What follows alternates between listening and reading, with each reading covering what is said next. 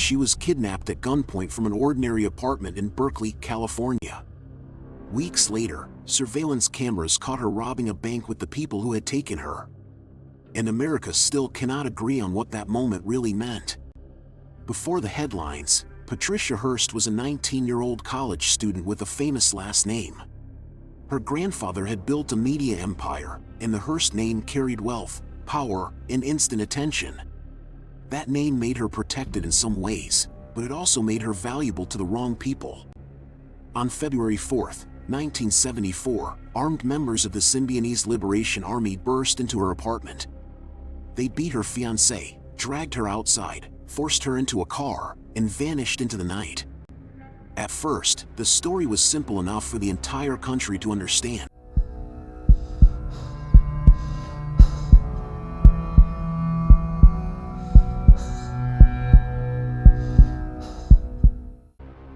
A rich heiress had been kidnapped by radicals, and her family was waiting for demands. But the SLA did not want only money. They wanted attention, political theater, and national fear. Patty Hearst gave them that stage the moment they took her from that apartment. Their demands forced her family into a huge food distribution program for the poor. For the cameras, it looked like trucks, crowds, money, confusion, and a desperate family trying anything. But for Patty, none of it opened the door. Even after the spectacle, she did not come home. Inside the hidden rooms where she was kept, the story stopped being public and became personal terror. It was isolation, darkness, weapons, threats, and voices telling her what reality was supposed to be. The SLA was not just a group with demands. It was a sealed world of guns, slogans, paranoia, and tests of loyalty. They did not only take her from her apartment. They tried to take her name, her voice, and the version of herself the world recognized. Then the tapes began to arrive, and America heard Patty's voice in a way nobody expected. She criticized her family, rejected her old life, and adopted a new name, Tanya. To some, it sounded like proof that she had been converted into one of them. To others, it sounded like a hostage saying whatever her captors needed to hear. That was the first twist. Her voice sounded free, but nobody could see the room she was speaking from. Then came the image that changed the case forever. April 15, 1974. Hibernia Bank in San Francisco. Security cameras captured armed SLA members moving through the bank during a robbery. And there was Patty Hearst, standing with them, holding a weapon, no longer hidden from the world. On that security camera, she did not look like a hostage. She looked like the headline America wanted, an heiress with a gun. The public did not see the closet, the threats, or the private pressure. It saw a gun, a bank, and a famous face. Freeze the apartment, and she is a victim. Freeze the bank camera, and she looks like an accomplice. The question was no longer only, where is Patty Hearst? The question became, who is Patty Hearst now? A hostage may learn the words her captors want to hear. A prisoner may obey before she fully understands herself. A person under threat may smile, speak, carry a weapon, and still be operating inside fear.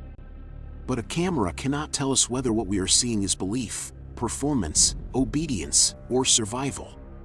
If this case already feels impossible to judge, hit like and subscribe to listen in the dark, because it only gets darker from here.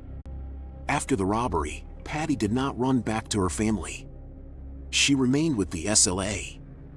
That made the story more explosive, because captivity now looked, at least on the surface, like participation. People wanted a clean answer: brainwashed victim, radical convert, spoiled heiress, or willing criminal. A clean answer was easier than sitting with the fear in between. But fear does not always leave clean evidence behind, and coercion rarely appears on camera with a label. The SLA kept moving, hiding, recording statements, and pulling Patty deeper into its mythology. To the public, she was no longer just a missing woman. She had become a symbol in a divided America. Her face carried arguments about class, privilege, violence, politics, media power, and free will. Every new report seemed to make her less human and more useful to someone else's story. Then violence around the SLA escalated, and the movement that claimed to fight oppression looked more like a trap.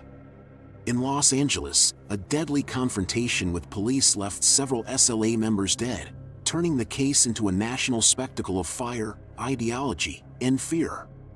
Patty survived that chapter too, and survival made her even harder for the public to explain. By the time the FBI arrested her in September of 1975, she had been gone for 19 months. The college student taken from Berkeley had become one of the most controversial faces in America. At trial, prosecutors argued that Patty had chosen to join her captors and commit crimes with them. They needed the jury to see the bank camera. The defense argued that she had been broken by fear, threats, abuse, isolation, and coercion. They asked the jury to look beyond the image. The jury was asked to decide what was happening inside the mind of someone taken at gunpoint. That may be the most uncomfortable part of the whole case. The law wanted a verdict, the media wanted a character, and the public wanted a villain or a victim. But the truth may have lived somewhere more disturbing than either label. If someone is kidnapped, threatened, isolated, and then commits a crime beside the people holding power over them, are they guilty? Or are we judging what fear, confinement, and survival pressure made them become? Tell me what you think in the comments. In 1976, Patty Hearst was convicted for the Hibernia bank robbery. She was sentenced to prison, and for many people, that seemed to close the case. But a verdict can end a trial without ending the argument underneath it. President Jimmy Carter later commuted her sentence after she had served 22 months behind bars. Years later, President Bill Clinton granted her a full pardon, turning her case into a political argument all over again. Some saw privilege rescuing a wealthy heiress from consequences ordinary people would never escape. Others saw the system finally admitting that a kidnapping can destroy a person's ability to choose freely. The frightening part is that both reactions come from something real. Patty Hearst was the victim of a violent abduction, and she was also recorded holding a weapon during a bank robbery. That contradiction is why the case refuses to die, because every simple label leaves something important out: the kidnapping, the gun, the fear, the trial, and the image America never forgot. If she was only a victim, the bank footage becomes impossible to process. If she was only a criminal, the kidnapping becomes too easy to dismiss. And if she was both damaged and responsible, then the story becomes much harder to judge. Freeze the apartment, and she is a victim. Freeze the bank camera, and she looks like an accomplice. Freeze the courtroom, and she becomes a symbol. But symbols are dangerous. Because once a person becomes a symbol, the world stops asking what really happened to them. So is Patty Hearst guilty, brainwashed, or trapped inside a kind of fear most people will never understand?